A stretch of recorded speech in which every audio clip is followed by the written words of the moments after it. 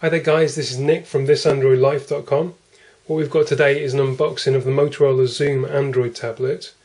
It's the Motorola version of the product, not the network carrier version, and it's also the Wi-Fi version, not the 3G.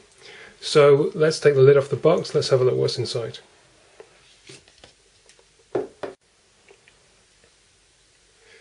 Okay, so the first thing that grabs you when you take the lid off the box there is obviously the 10.1 inch screen. If I just lift it out of the box, you can see it a little bit clearer. It's a 1280 by 800 resolution screen. Just to give a little bit of comparison to the iPad and iPad 2, they've got 9.7 inch screens, which is 1024/768. So Motorola Xoom really takes its screen and screen resolution wise against the iPad there. We've also got a 2 megapixel front facing camera, and we've got the Motorola branding. You notice around the bezel here we've got no hardware buttons at all, so it allows for a thinner bezel than the iPad. It allows for a really nice form factor on the device and a really nice looking front to it. If I just grab a playing card here, you can see the size of the screen in context. So let's grab the device, let's put the device aside for 1 second and see what else Motorola gives us. So we've got an instruction manual here, basic stuff. Really more focused on using Android than the device. We've got the warranty, safety, but I'm not interested in that. UK power plug, micro USB cable, and the power brick there.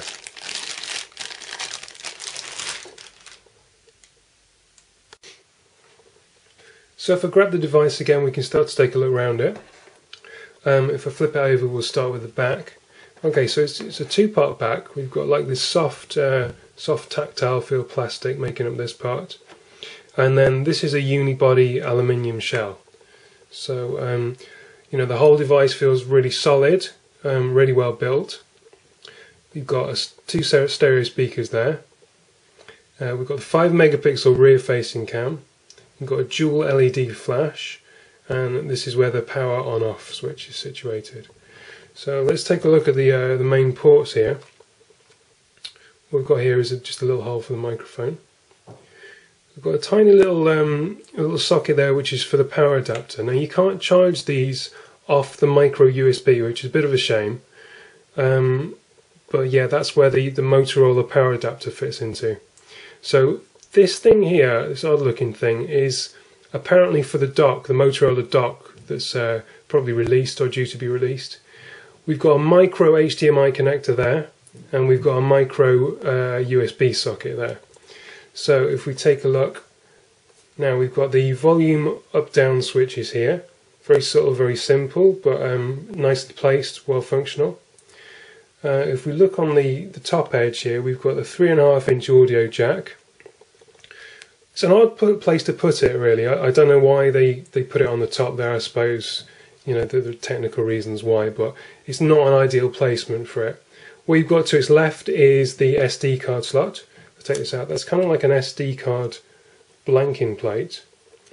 You've got a dummy micro SD in there, so I'll pop that back in place. And if I turn it around there, that's a blank edge. Okay, and let's pop that back down.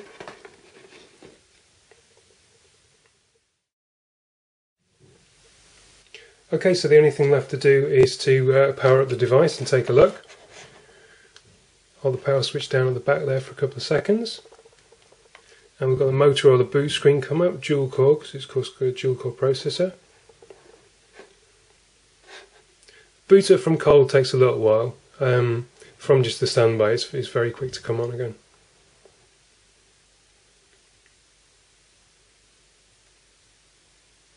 There we go, we've got the honeycomb welcome screen there. And then we're into setup, so that gives you an idea of the kind of display there. Of course I haven't taken the protective film off yet, but start for the nickname, Wi-Fi setup.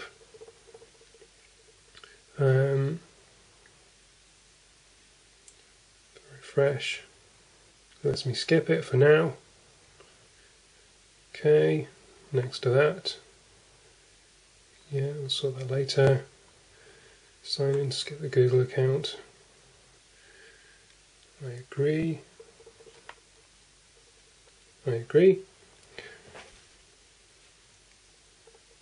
And there we go, we're into the Android Honeycomb home screen. So we'll take a look in a separate video at the software. What I'm going to do is pop the device down, and then we'll take a look at the Motorola case, which is kind of a pretty essential part if you know to protect your device. Also acts as a stand. So let's put the device back down. I'll grab the case. Okay.